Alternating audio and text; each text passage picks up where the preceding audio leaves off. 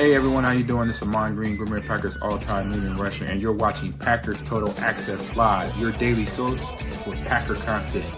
Go Pack, go!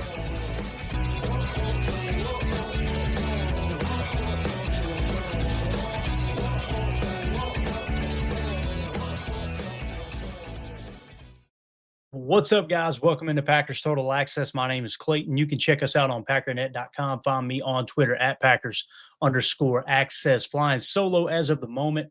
Probably will be solo the entire show. We've got Chalk Talk ready, but we're going to hold it till tomorrow so the guys can be here. I know Tim's a little under the weather. I apologize for my voice. I've been kind of in and out of sedation all day long with obviously the change in the weather and everything down here in Tennessee. So it might get a little raspy. Hopefully we can make it to the end of the show. I know Emilio's taking care of business. Jacob's working tonight. So what we'll do is we'll just keep it to a 40-minute episode, maybe an hour, and hit some of the top topics around the NFC North, which has been really, really interesting over the last 24 hours. You know, it's amazing how we've gone from the media for 3 quarters thought J.J. McCarthy was trash. He played one good quarter. Now all of a sudden he's the savior of the Minnesota Vikings, right? And now he had another bad game. Now all of a sudden they're back in the dumps again. We'll talk about that. So we're going to hit on the J.J. McCarthy talk. Is he a bust already? Some people in Minnesota land, they're talking like that. We'll also talk about Ben Johnson struggling. Boy, he's already getting snippy with the media there in Chicago, which has been absolutely hilarious that he lost all that brat energy that he had going into the season where he called out Matt LaFleur. We'll talk about that. And we got some trade rumors heating up. So we'll end the show with those trade rumors. Before we do, though, if you guys would, please do that YouTube stuff for us. Hit like, hit subscribe. If this is your first time tuning into PTA, welcome. Thank you for making us a part of your evening. We're not experts here. We're not insiders. We're not media members. We are fans just like you talking Packers on the daily. So if you're looking for daily Packers content, you're looking for film breakdown, which we'll be doing tomorrow night, you're looking for contract information, breaking news, all that good stuff, make sure you hit subscribe. Make sure you click the bell icon so you're notified every time we go live. All right, let's jump into the first topic here tonight. And first of all, shout out to everybody in the chat. It's absolutely lit up already. You guys know when I go solo, it's kind of hard to keep up with the chat. I need to start doing question and answer shows. That way we can just kind of hang out in here when we are solo. But appreciate y'all making us a part of your evening as well. Let's see here. So NFC North talk, guys. Boy, did the Bears look bad, right? And look, we're not surprised, and neither is RG3, right? Or maybe he is. I don't know. Maybe that's what it's saying there. So RG3, Robert Griffin III, obviously put this out on X, the Fox ticker. There were 7 minutes left, 8 minutes left roughly in the fourth quarter there, and the Detroit Lions were up 52-21 over the Bears. You know, that game started off, if you guys, you probably watched the live stream with us and got rave reviews with how we went around the league and we called the Lions-Bears game live so we could all just kind of hang out on a Sunday when the Packers weren't playing and just talk ball and kind of get the updates in real time. It was an absolute blast for us. Glad y'all enjoyed it as well. So actually, let's see here. I think we got somebody talking about it here. Dylan Bergen says, evening, everyone. Listen to the Lions/Bears watch party on the pod today. Loved the live reactions. Felt like hanging out. And I was hanging out watching NFL Sunday at work. Glad you liked it, Dylan. We're going to try to do more of those, man. Again, we've been a little hesitant on them because we don't know how it would go over, and it's great that you were in podcast form and you enjoyed it because that's the one. It's kind of hard to paint that picture sometimes. So glad that you enjoyed that for sure. So obviously with the Bears getting boat raced here, man, it's heating up. It is heating up over there in Chicago, and I want to play this clip. I spliced this together. It got stolen by several people online, and that's all right. It's not like I own the rights to these audio clips or these videos. It's funny how large accounts will literally rip your video and then pretend like they created it. But I spliced these two together and I said how it started versus how it's going. Ben Johnson lost that bratty energy real quick. So here was Ben Johnson when he was hired, backed by the press conference clip from yesterday's ass kicking that he took from the Detroit Lions. Here we go. And to be quite frank with you, I kind of enjoyed beating Matt LaFleur twice a year. You see that little smirk? It was like he was expecting a bigger reaction. He kind of bites the lip like a weirdo. Now, this was him yesterday after the boat race that they got there from the Detroit Lions. That's what he does. How demoralizing is this loss, considering you were coming back, you left for Chicago? I mean, they even did this stuff. It's not demoralizing at all. We got to play better. Simple as that. And to be quite so it's funny how doesn't it look like two different people? It literally looks like two different coaches. You know, you come in, you're grinning like a possum in a dumpster. You think you got the world by the tail. You think you're going to dominate the North and the NFC, and everything that happened in Detroit's going to happen in Chicago. And then you end up looking like this, right? It's hilarious to me. It really is. And they're literally asking, how demoralizing is it? How does it feel to be demoralized by the line? Oh, it's not demoralizing. Okay. I'll tell you what is demoralizing. We continue to talk about Caleb Williams. We've said it over and over and over on this show. This guy right here, I'm sorry, man. He's not the dude. He's not. You compare the stats, he's basically neck and neck with Mitch Trubisky's stats for the first 18 games of their career. The problems that he had in college, he's still got in the pros. Guys, what is this, his third different offensive coordinator or offensive play caller? Like how many play callers are going to bring in to try to unlock Caleb Williams, you know? But you see here, they're losing 31-14 at this point with in the third quarter, 7:41 left. And he's just over laughing it up, chucking it up. Somebody said in the comments, well, y'all get mad when he pouts too. You get mad when he smiles. No.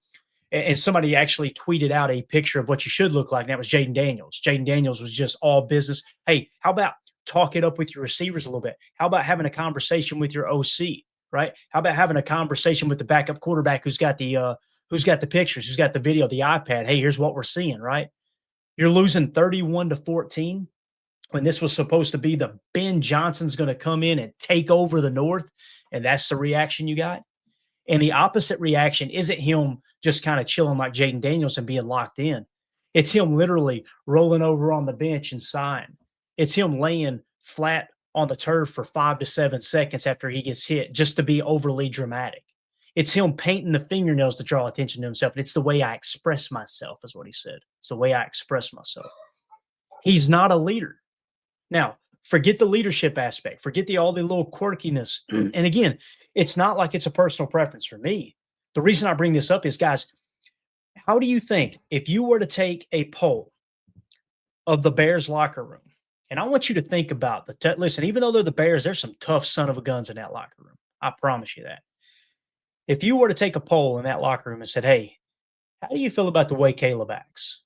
How do you feel about the way, he storms around on the sideline, and not in like an angry, let me fire everybody up way, but just like a, I'm too good for this team way?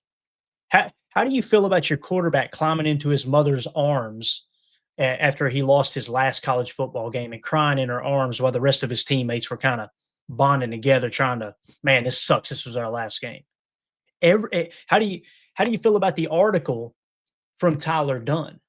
Right? How do you feel about the article from Tyler Dunn that came out? And it's not just about the article saying that Caleb is too slow to run an offense, an NFL offense, but it was also about how he wouldn't even listen to the coaches. He wouldn't even listen to his second play caller who had to scream, get the F over here, I'm talking to you.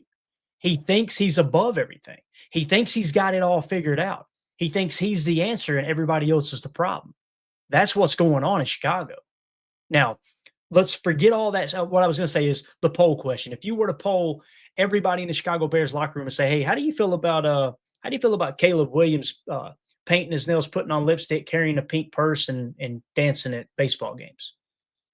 Some of them will probably say, I really don't care. But I guarantee you there's a majority of them that's like, yeah, you think I want to hear anything that dude has to say?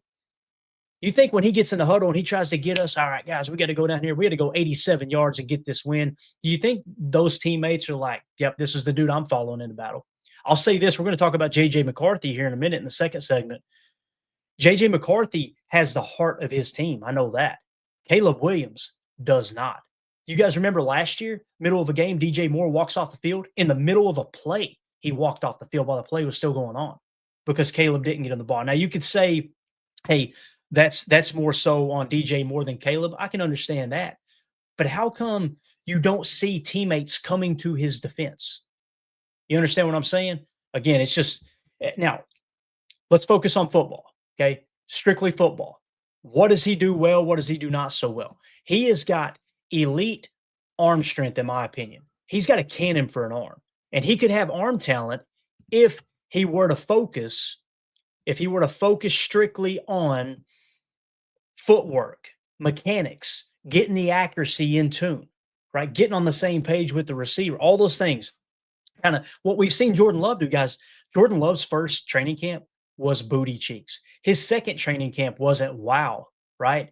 His third, same type of thing. It takes time to develop those skills if you're willing to work on them. In this case, many people would say Caleb Williams has a ton more natural talent and ability than Jordan Love did coming out of the womb, but he's not willing to put in the work to truly maximize that.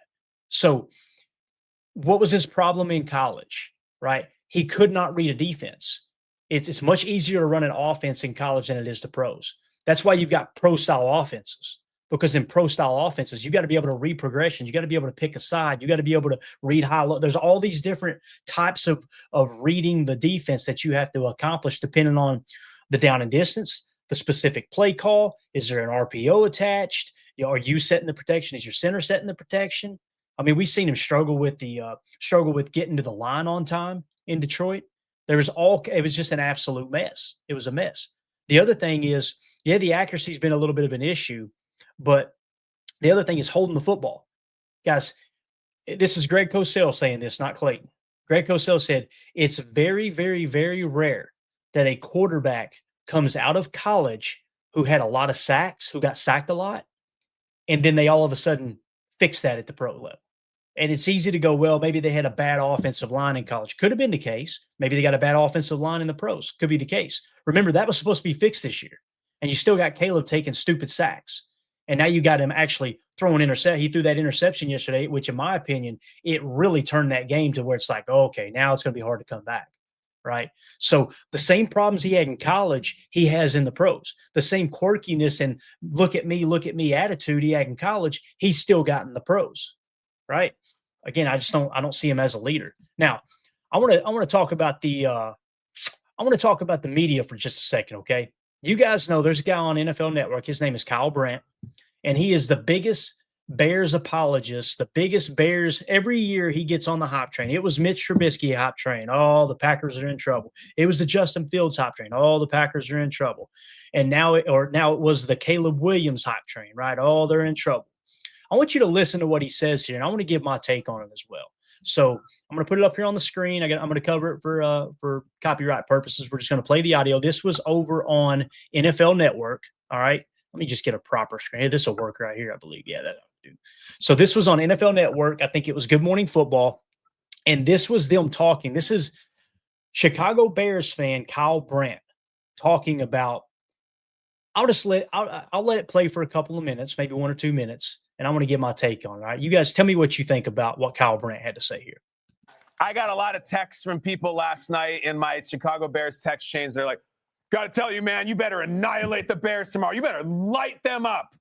I'm not going to do that. When I see something that is down and so really pitiful and just crying and leaking and bleeding, I don't sit there and try to stomp on it. I will have an airing of grievances, though, across the board. I was told that the offensive line was going to be, quote unquote, fixed. And I heard that Joe Thuney was going to solve everything in the interior. Then I saw yesterday they did a quarterback sneak on 3rd and 1 and 4th and 1 and got stopped both times. I was told Dennis Allen is going to fix the defense. He's a fantastic defensive coordinator. No, they just gave up 52 bleeping points. It's like the 4th most the Bears have ever given up in the Super Bowl era. I was told the front office is solid. We extend the GM and everything. And then I don't see really any of the rookies and so few of the young players doing anything yesterday, specifically Colston Loveland, the guy they picked over Tyler Warren, who had 0 catches on 1 target. I was told that Ben and Caleb are going to have this amazing relationship and it's going to go on and flourish. Yet again, really good looking first drive. And then for the rest of the game, that now seems to be a pattern. And guys, I would just say to Bears fans who want blood, it's time to recalibrate expectations, and no one needs. Now it's time to recalibrate expectations. So I put a tweet out, right? And here's the tweet that I threw out. And I'm just going to read it word for word because I was a little, I was kind of in the moment. So this is put my thoughts together here. Let me get Stephen A. Thank you, Stephen A., for your help there, sir. I said, who told you this? Talking to Kyle Brandt. Who told you this? We all know the answer. You did. There's nothing more repulsive than sports media using the phrase, quote, we were told a team was better than this, when you're the ones reporting it in training camp. The coaches never say it. You notice the coaches don't come out and go, oh, yeah, we're winning the Super Bowl this year. Oh, yeah, nobody's going to be able to touch us this year. Oh, our offensive line's fixed this year. What do coaches always say? And the media get mad at them because they call it coach speak, right? What do they say? They always, we got a bunch. We got to, even after a big win, we got to clean this up, man. We got a lot we got to clean up, right? They say stuff like that. It's not the coaches. It's not the players coming out and going, oh, yeah, boy, let me tell you, we're going to dominate. It's always the media, right? So I said, you're the ones reporting in training camp. The coaches never say it. You take routes on air and one-on-one drills and talk about it as if it's the same as a regular season matchup. When it doesn't materialize, you throw your hands up saying, I thought we were supposed to be better. It's such a weird event to watch unfold. And it's even cringier to watch co-hosts giggle like you are somehow making a valid point. This goes for Green Bay sports media too. I couldn't tell you how many times that I've heard the local Green Bay sports media talk about, yeah, well, this was supposed to be a better pass rush. Who told you that? Oh, you guys in training camp were talking about how effective the pass rush was. And then we get to week 6 and the pass rush isn't, first of all, you don't know even understand what the hell's going on with the pass rush. You have no clue what the Packers are actually doing with the touch spy and controlling the run, controlling the scramble gaps and all that. But it's, well, in training camp, we were told they were going to have a good pass rush. Who told you that? Matt LaFleur? Did Jeff Hafley go, oh, yeah, our pass rush is going to be dominant? They never did. It's it's the media that does that. And again, Kyle Brandt is one of the worst at that. So I just think it's absolutely hilarious that the Bears are falling flat on their face right now. And again, I'm not surprised by it, but when you go and you run victory laps in the offseason, you being Kyle Brandt, you being the average Bears fan, and talk about how, oh, this is the year. Oh, y'all are gonna. I got receipts. I could literally go to bookmarks and do a whole show. I could fill up a whole afternoon of podcasting with the bookmarks I have from Bears fans saying this is the year. Oh yeah, y'all are in trouble now. Y'all are in trouble now, right? And then when it doesn't come to fruition, those same people are going, who the hell said this team was going to be good? It was you guys. It was you guys. So again, sorry, not sorry, but the Bears still suck. All right, it's just the way it is. So. Now, with that being said, before we get into the JJ McCarthy talk, actually, we'll kind of tie it in together. Let's just go to the PFF grades real quick. You want to? Now, listen, we got 4 more teams playing tonight, so it's a little bit incomplete. But look at the PFF grades, guys. Notice here, who was the Minnesota Vikings quarterback last year? It was Sam Darnold, right? Sam Darnold was an MVP candidate for most of the year, if I remember correctly. You guys correct me if I'm wrong in the chat, right? So when they decided to move on from Sam Darnold to J.J. McCarthy, what did all the Viking fans say? All the Viking fans were like, oh, J.J. McCarthy's going to be so much better than Sam Darnold. Oh, he's got a way higher ceiling than Sam Darnold. Sam Darnold goes to Seattle, 86.8. How many Viking fan did you guys hear specifically say that's the KOC factor? That ain't got nothing to do with Sam Darnold. That's the KOC factor. Okay, Sam Darnold, 86.8, which, by the way, can I point out number 4 on this list? Jordan freaking Love, 86.7. Let's go. 86.7 with an 84.9 passing grade. So Jordan Love on fire. That's higher than Josh Allen at 86.6. Justin Herbert at 84. Geno Smith, 83. Daniel Jones, 79. Spencer Rattler, 79. Look at that. Joe Burrow, 78. He's going to miss 3 months. Jalen Hurts, only a 78. Drake May, people talking about how he's taking a big jump, 78. Patrick Mahomes, guys, 77, right? Kyler Murray. Here's Caleb Williams coming in at number 15 spot. Generational talent, let me tell you. Lamar Jackson, 73 so far, right? C.J. Stroud, 73. Jaden Daniels, 71. Looks like the sophomore slump might be hitting there a little bit. But again, Jordan Love, number 4 on this list. And the point is, Sam Darnold, 86.8. You're probably asking, well, Clayton, where's J.J. McCarthy? Let's go way down here in the basement and see if we can find J.J. Oh, here we go. Number 33, a 55.5. Life comes at you fast, Viking fans. Life comes at you real fast. You thought we got this awesome receiving core, and this rookie quarterback's just going to step right in, and we're just going to keep the train going. 14 wins again, just like last year, right? I'm telling you, man, when you watch J.J. McCarthy play, I'm not saying he won't be a good player. One thing, let's focus on the positives. J.J. McCarthy is a leader. He's a natural-born leader. You can tell his teammates really like him. Well, that's all well and good, and we love the fact that Jordan Love's a leader as well, right? But when the lights come on, If you can't read a defense and you can't play on schedule and you can't keep the play on time, it's going to get really, really difficult. If you tie into that, you always throwing rocket balls and being inaccurate, going to be really, really difficult to do what Sam Darnold did last year. So the Vikings are finding out firsthand that maybe, just maybe, Sam Darnold was the real deal, right? Now, if we were to go, I think I had it here. I know I had the box score at one point. Let me see if I can pull that up real quick because I want you guys to see just how bad our boy JJ McCarthy was last night because it was hideous. And I was watching the game, and what I seen from JJ McCarthy was exactly what we seen for the first 3 quarters of his first NFL start as a quarterback in the National Football League. Right? Look at the numbers here, guys. JJ McCarthy over here. 11 of 21, 158 yards passing, 2 interceptions, no touchdowns. No touchdowns and 2 picks. Now, that's not even the bad stat. Remember when we talked about Caleb last year? Everybody was looking at the touchdown to interception ratio and going, oh my gosh, let me tell you, this dude's the real deal. Remember we kept talking about the sacks, right? Taking too many sacks. Jordan Love in the upper echelon of quarterbacks in the NFL last year, even on a bum knee, a bum groin, and throwing arm problems with losing feeling in the fingers from the elbow injury he had, he was still one of the least sacked quarterbacks in the league. Why? Because he knows how to read a defense. He doesn't always get to the right answer on schedule. Last year he didn't. This year, boy, let me tell you, he's getting there. I can't wait for Chalk Talk tomorrow. It's going to be awesome. But he doesn't take – guys, when you take sacks, interceptions are horrible, don't get me wrong. But when you take sacks, you are basically killing the drive. If you lose 5 to 7, God forbid, 10 to 12 yards on a sack, you're completely screwing the pooch on that specific drive. Look how many sacks he took. 6 for 38. You see that and you would think, man, their offensive line must be bad. Offensive line was pretty darn good with Sam Darnold last year. So what's the difference? He's not getting the ball out on time. Why is he not getting the ball out on time? Because he's a first-year starting quarterback who had 0 preseason games to the best of my knowledge last year, right? He got hurt in camp. This was his first training camp and his first preseason, and you're throwing him right to the wolves. How many times do you have to watch a team like the Packers? We've literally given the NFL the blueprint, 3 different times now? Like, Brett Favre steps in for Don Mikowski. Obviously, he wasn't going to be the starter. Don Mikowski was much better than Brett. He hurts the ankle. Brett gets thrust into the spotlight, right? Well, while we got Brett, what did we do? You go out and you draft Aaron Rodgers. And Aaron Rodgers sits for multiple years to learn the offense, to learn behind an all-time great. Not just to learn, hey, let me try to figure out how he does these great things, but also let me make sure that the negative things I remove from my game. You can even learn from the mistakes, right?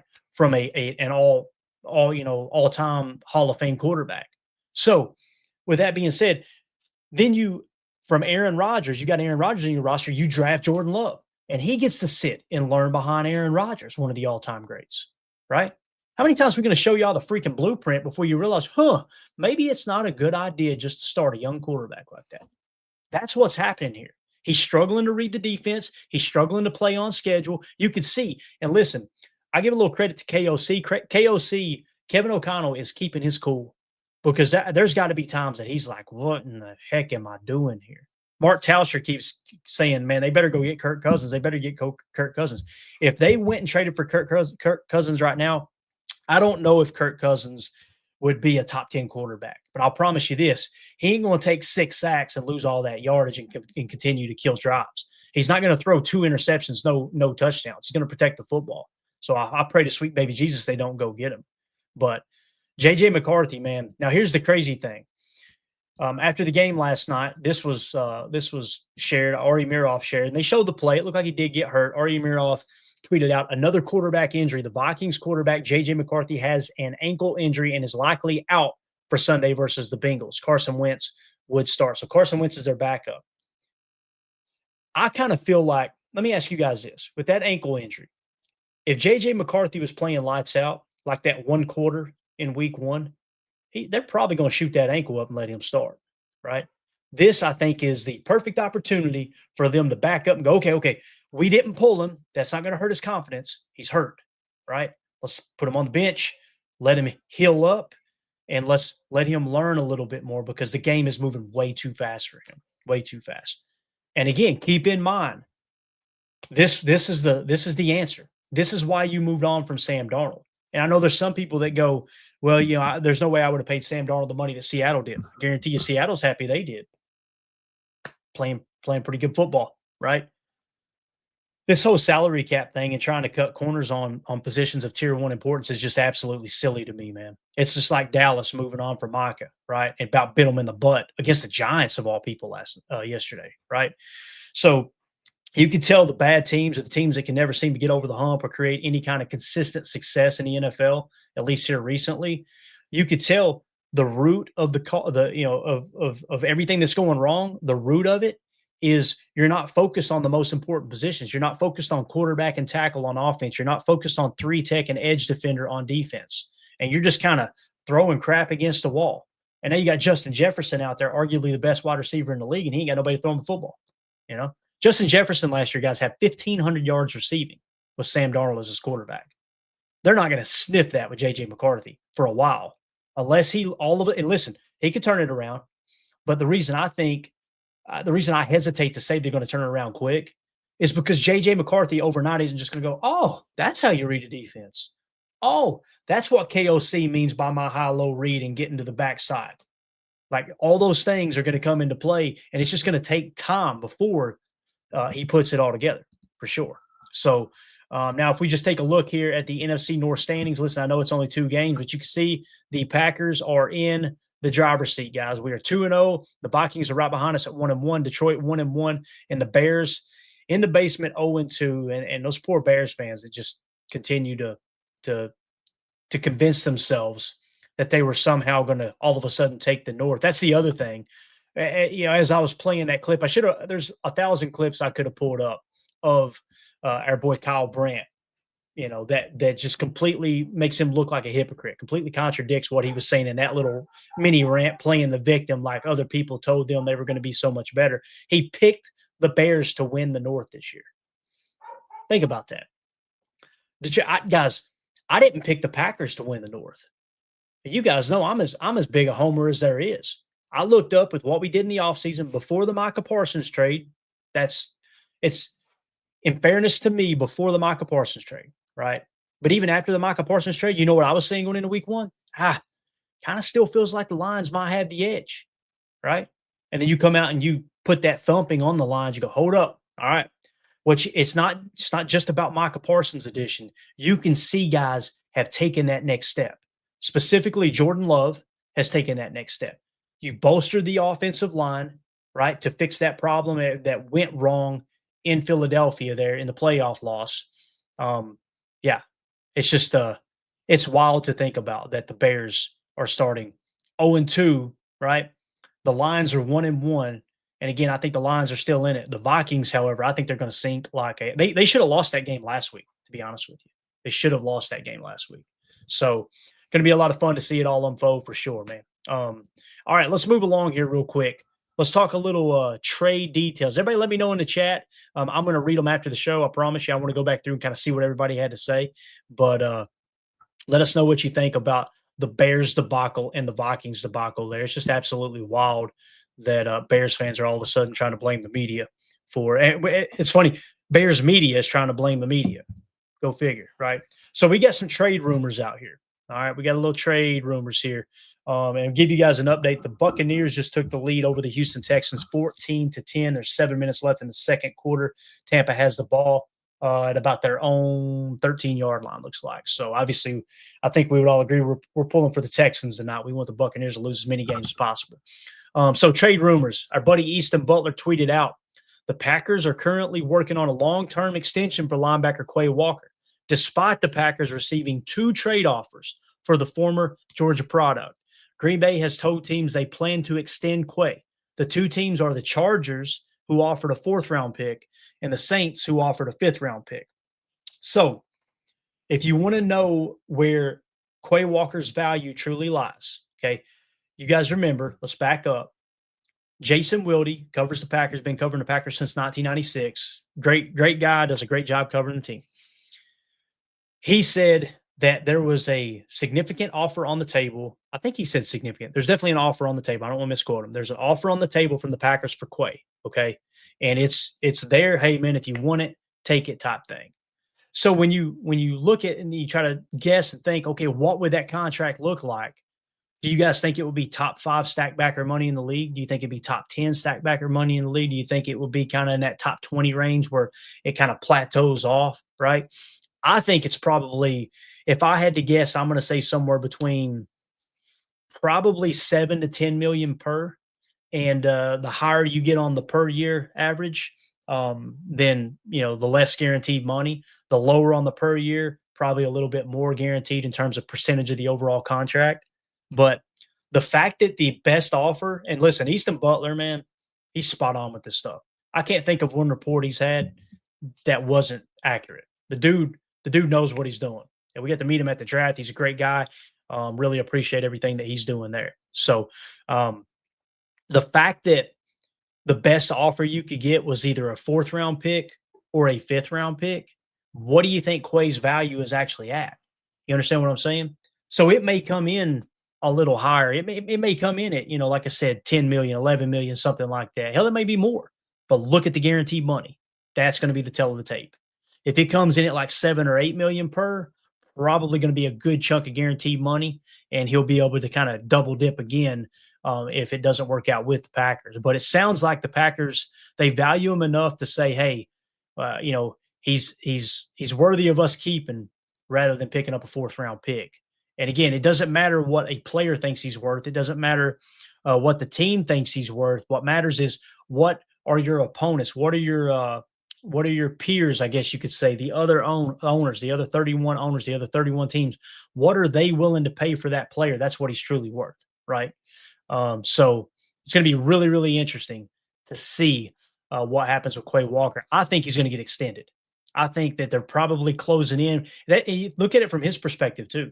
If a team's only willing to give up a 4th round pick or a 5th round pick for him, it's got to be a little bit of a reality check. Like, okay, maybe I'm not seen as the 1st round pick that I was, that I was taken as. So, but we'll see what happens there. So again, shout out to Easton Butler for bringing that information. If I had to put money on it, I'm going to say Quay is going to be extended here in Green Bay, and I'm excited about that because again, with the lack of interest and the higher draft picks, not being offered, I think it's probably going to be a pretty darn good deal for the Packers. It may be one of those that, like Aaron Banks, that's going to look way better than it actually is. Everybody was going, what happened to that $77 million contract Aaron Banks signed?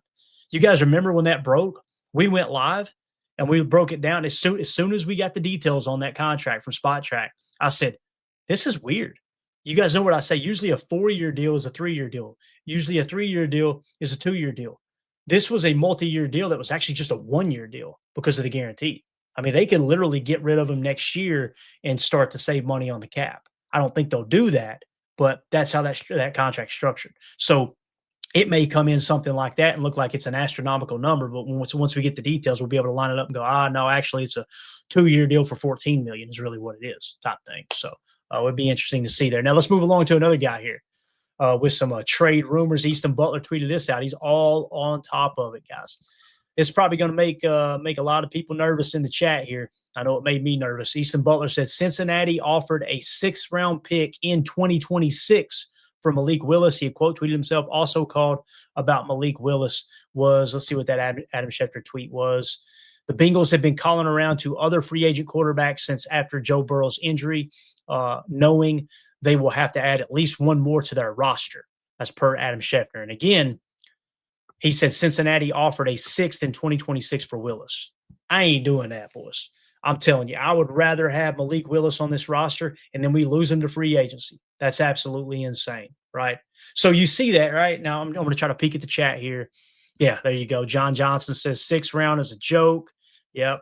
John Johnson says 4th or hires. I'm kind of at a 3rd personally. I wouldn't be willing to give him up for less than a 3rd, right? Everybody's just blown away. A 6th? A 6th? Hell no, says Kurt Hunter. I'm with you, man. I'm with you. If they're, let's see, Karen, I hope I'm saying that right. Kieran maybe is. I'm sorry, Kieran, if I'm mispronouncing your name. If they are offering 4 to 5 rounds, then that means none. This team is going to pay him. Talking about Quay, I believe there. Okay, 2-0 for this says Holmes. Holmes, I think he meant a 1-year deal, not definitionally a 5th-year option. Got it. Okay, I think he's talking about somebody else here in the chat. Jen Wright says a second. Hey, yeah. I'm with you, Jen. Like I said, third is like, you know, it'd be nice to have an extra third, but I'm telling you, man, Malik Willis, he helps me sleep at night. Just knowing that we got Malik Willis. If Jordan Love tweaks an ankle and we ain't got to put him out there and risk getting him further hurt and let it heal up, Malik Willis can come in and win you a ball game, you know? So maybe second is the right number there, Jen. Let's see. Coach Lynn says third. DJ Schultz says second. So there you go. Everybody's kind of on the same page, right? 6th-round pick, not going to do it. So that makes you feel a little bit better. He ain't going nowhere. They ain't going to give him up for a 6, right? Hold the phones. This right here kind of muddies the water a little bit. All right. This caught my attention, and Easton Butler tweeted it out.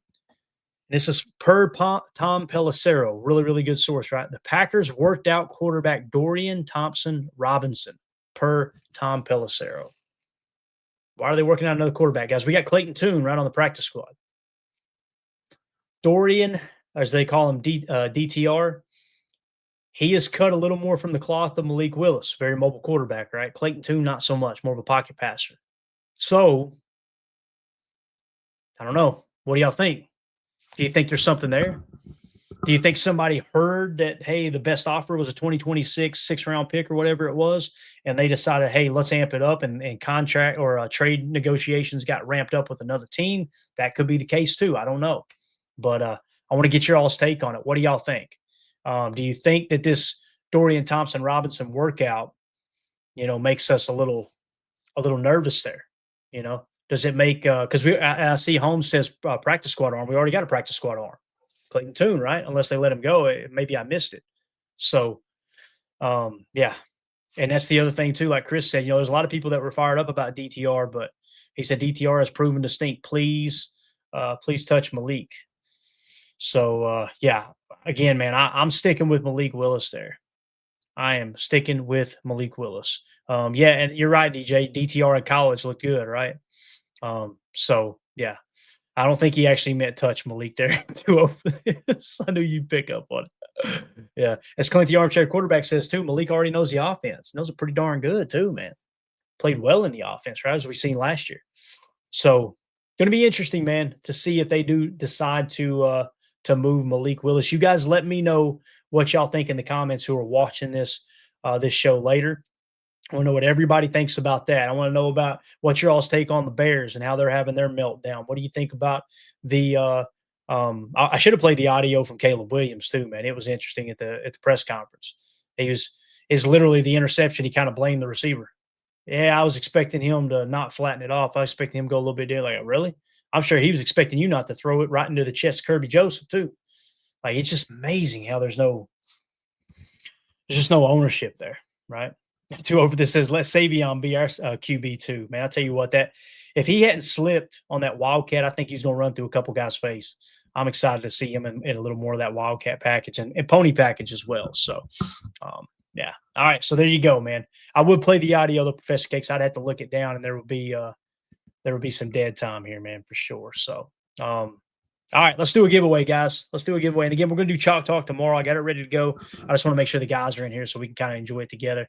I know they love Chalk Talk, and we don't want to skip past it for sure. So we're going to be giving away an autographed Lucas Van Ness card tonight, all right?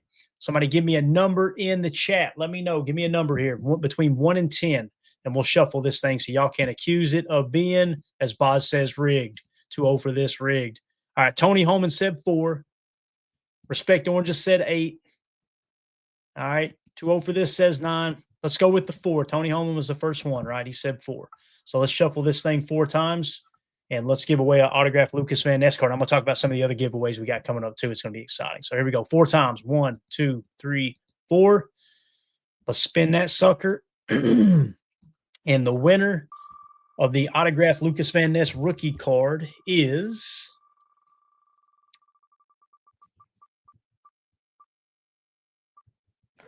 Mr. Dave Colvin. All right.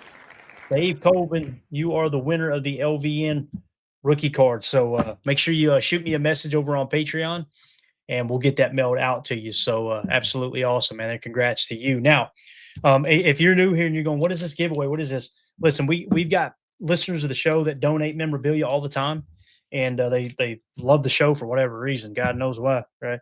But they've been sending autograph cards like, hey, I'd like to donate this to the show. And anyone who's a member on Patreon or a member on YouTube that supports the show, it's just a way that we can give back to those who are supporting us. So the next giveaway is going to be an exciting one. I want to give a shout out to United Bates, who sent this over. Okay. We got 2 giveaways coming up here. Actually, 3 giveaways. I'm going to give it away from my personal stash, an autographed Romeo Dobbs jersey. That's going to be coming up soon. Okay. Here, probably in the next couple of weeks. It's a white away jersey signed by Romeo Dobbs, certificate of authenticity, all that. However, United Bates sent in, this is nice, right? Let me tell you, a Matthew Golden autographed rookie card. All right. Love it. Love it, love it, love it. So we're going to be giving that one away next. I'll put it over here in the on deck circle. And then he also sent an autographed Savion Williams rookie card. So that'll be next in the hopper. We got some more LVN cards that were donated by Rick Kruger. We got all kinds of stuff coming up. And again, we're going to do the Romeo Dobbs card as well. So if you want to support the show, patreon.com/Packer Fan Total Access. All right, $3. Get you access to everything on the site. You're supporting the show. It has nothing to do with the giveaways. This is just extra, a way for us to give back to those who are supporting the channel. If I've got extra memorabilia sitting around, then we'll throw it into the hopper there. Also, you can be a member on YouTube if you're not familiar with Patreon. Be a member on YouTube. You just hit that join tab below the video here. That'll get you entered into any kind of fun giveaways and contests and stuff we're going to have coming up. So that being said, guys, we're going to cut it short right there. Actually 40 minutes, not bad. I just wanted to go around the north there a little bit and give everybody an update on exactly what was going on with the Bears camp and how they're starting to. Here's what I'm thinking, guys. If this keeps going the way it's going and the way Ben Johnson is acting right now, he seems very, very short-fused, and we know he's emotional. I mean, any coach that's willing to come in and poke the bear like he did right off the bat, he rides the highs and he rides the lows, right? If this keeps going bad with the Bears, remember they just extended Tyson Bagent, right? I wouldn't be surprised if they go to him here. They're probably going to give it another 3 or 4 weeks. And if they continue to struggle, and as Chris the Casualian says, the North is burning. If he continues to struggle, I would not be surprised if they go to Tyson Bagent. So keep an eye on that. And again, JJ McCarthy, I honestly think they said, your ankle's hurting, right? Right? Okay. Yeah, let's take a week off here, but let's see if we can get this game to slow down for you just a bit. So just so glad to be a Packers fan. So glad that we operate the way we do. Brian Gutekunst's having the huevos to go out and draft Jordan Love, knowing he was going to catch hell for it the same way that Ted Thompson went out and drafted Aaron Rodgers, knowing he's going to catch heck for that. And then, of course, all the way back to Ron Wolf.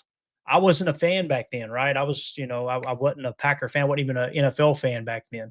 But hearing people tell the stories, Ron Wolf caught a lot of hell over trading that first-round pick for Brett Favre. It's the same thing. It's like he drafted Brett Favre in the first round while he had Don Mikowski. It's essentially what it is. And he literally traded a first-round pick for a guy who was drafted in the second round and was too drunk to make the team photo in Atlanta, right? Could you imagine if Goody had done that today? Oh, my gosh. It would be maybe Green Bay would be burning, right? So I just love the fact that the organization's always thinking 2 and 3 steps ahead. I love the way the roster is constructed right now. It's going to be a blast to see this team grow together. And right now, some people were saying they're the best team in the NFL. I don't know, And listen, never get too high, never get too low, right? This is the NFL, and it stands for not for long when you start to overlook other opponents. You got Cleveland this week, I believe, if I remember correctly. Let me take a quick gander here. I don't want to tell y'all wrong. We got Cleveland coming up, 1:00 game on Sunday, and then you go to Dallas. Listen, I like our chances against Cleveland on the road a little more than Dallas. Dallas can get in a shootout with you. However, our defense is a lot different than those teams that Dallas has played. So it's going to be a lot of fun to see what happens over the next couple of weeks. If you could somehow, some way, though, go into that Week 5 bye 4-0, and then come out of that bye with possibly Christian Watson, And who knows how long it's going to take for Jaden Reed to get healthy, but you're going to be healthier out the gate. The defense is fairly healthy right now, right? Nate Hobbs got his first regular season game under his belt last week. I think I think he's going to fit in and be even better this coming week, which I think he graded out pretty good if I remember correctly. So I like the way we're sitting here, boys. And look at that. When we come out of the bye, week 6, you get the Bengals. And listen, I don't wish injury on any opponent, right? I'm of the belief I would rather play a team at their best because that's going to prepare you even more for the playoffs. When you get to the playoffs, man, you're going to play the best of the best. And if you had a lucky season where you're playing a lot of banged up, teams who maybe they're missing their quarterback or they're missing their number 1 receiver or missing their best edge rusher, whatever it may be, then you get to the playoffs, all of a sudden you're not really prepared. But, I mean, the goal is to win as many games as you can in the regular season. The fact that you got the Bengals there in week 6 and they're saying Joe Burrow is going to be out for a minimum of 3 months because he's electing to have the surgery on the turf toe, that's looking like a decent chance of getting that win at Lambeau. At the Cardinals might be a little tough. At the Steelers might be a little tough. Versus Carolina, you like your chances there. That Philly game, that's going to be the measuring stick, guys. That's going to be the real measuring stick. Hopefully they get this tush push thing straightened out. I don't know if you guys seen it. Did you guys see? Let me ask you guys in the chat one last question, man.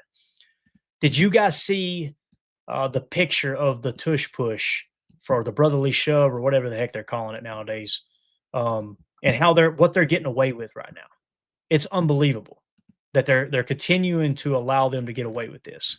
I'm gonna pull the picture up here. I think I've got it right here. So somebody had screenshotted this and threw it up on X earlier today. All right. You want to know why they're so effective at the tush push? Look at that, boys. Look at how many guys are offsides. It's literally every single offensive lineman is offsides on this play. And you want to know why opponents are complaining about it. You want to know why the Packers, first of all, it's pretty much common knowledge now that the league asked the Packers to, hey, why don't you lead the charge on this tush push thing? Specifically Mark Murphy, because you're going to be leaving anyway. You're not going to catch hell over it. You'll be out of the Packers organization anyway. This is what we're talking about. Like, how do you defend that? You're literally allowing them to cheat. You're allowing them to play offsides. It's absolutely wild. And I agree, man. Like Jen Wright says, we tried to ban it. Absolutely, right? That's the other thing Coach Lynn points out. They're allowed to do this, right? And line up illegally offsides, but the defense ain't even allowed to push the linebackers. So you're allowed to push the quarterback forward, but the defense can't push their linebackers because it's a safety concern. What are we talking about? It's like everything about the play, and now it's starting to get loud across the rest of the league. Some of those same folks that were making fun of the Packers saying, oh, y'all are crybabies because you can't stop it. Now all of a sudden they want it banned, right? Because they're getting a taste of their own medicine. As Chris says, that's on the NFL. It really is, man. It really, really is. Yeah, it's crazy. So, and that's what's wild too, right, Joe? Green Bay has been very successful at stopping it. They really have. And that's why I think another reason why I think the league came to them and said, hey, why don't you lead the charge? Because it's not going to look like, hey, we can't stop it, so we're going to complain about it. We actually stopped it last year. But anyway, back to that matchup against the Eagles. That's going to be the measuring stick. Look, let's get our feet underneath us, right? Let's go into that. Let's say we go in there. Let's say it's 4-0. 5-1, 6-2. Let's say we're 8-2 or 7-2, I should say. Let's say we're 7-2 going in against the Eagles. That's going to be the measuring stick for the Packers and how far they go in the playoffs. And everything should be leading up to that point. Unless you take it 1 week at a time, you don't overlook any opponents. Obviously, the Packers are going to lose some games this year. It's going to happen, right? Don't buy into all the hype from the mainstream media and say, "Oh, the Packers are the best team in the league." Remember 6 weeks ago, they were talking about the Packers going to finish third in the North, right? Some people were saying we're going to finish last in the North, which is absolutely wild. So one game at a time. And when we get to week 10, we want to be looking at something like whatever it adds up to. What is that? 1, 2, 3, 4, 5, 6, 7, 8. So it'd be 8 games, maybe a 6-2 record, right? Something like that going into the Eagles game. Hell, a 5-3. That's not the end of the world. You go in there with a 5-3 record. And all right, let's get ready to strap it up and knock heads against the reigning Super Bowl champs and see what this team's made of. So I'm excited about it. It's going to be a fun year. We're getting another piece of the puzzle coming here this week at 1:00. or 12 Central Time as we go to Cleveland. Can't overlook them. They got a good pass rush. They got one of the best pass rushers in the game, and Myles Garrett. They got a veteran quarterback who you're not going to catch Joe Flacco off guard. But the good thing is Joe Flacco is a statue back there in the pocket. So a lot of these touch scrapes, these touch spies that we've been running because of the two mobile quarterbacks that we played, or the one mobile quarterback in Jaden Daniels, that stuff, you're going to put it on the back burner and treat him like a true pocket passer. You'll probably go back to the same game plan that you had against Jared Goff. You're not overly concerned about Goff moving around in the pocket or extending the play with his legs. So that'll be the route you'll want to go there with Joe Flacco, if he indeed is the starting quarterback. I imagine he is. So it's going to be fun, man, to see the game plan they put together. So for the rest of the week, tomorrow we'll be doing Chalk Talk. We'll be giving you all the breaking news, anything that might come down the pike. We'll give you practice updates, all that good stuff. We'll also hit some overall PFF grades and show where each of our players are ranked across the league, as opposed to just within the Packers organization. And then, like I said, Chalk Talk. And then Wednesday, we'll have the first injury report. We'll start to dive into the preview against the Cleveland Browns. We'll look at we'll identify some of their Tuesday players, both on offense and defense. And then as we get later into the week, we'll get you guys ready for game day. We'll be here every day live for PTA Live at 6:30 p.m. Central Time every night. But we appreciate everybody hanging out in here. If y'all would hit that like button on the way out, hit subscribe. If you were new here, thanks for tuning in tonight. Make sure you click that bell icon so you're notified every time we do go live. But really, really appreciate everybody in the chat. Y'all were awesome. And sorry I couldn't chat more, but you guys know how it is when we're solo. So everybody have a wonderful evening. We'll see you tomorrow. Take care. Here we go. We're out. Bye, guys.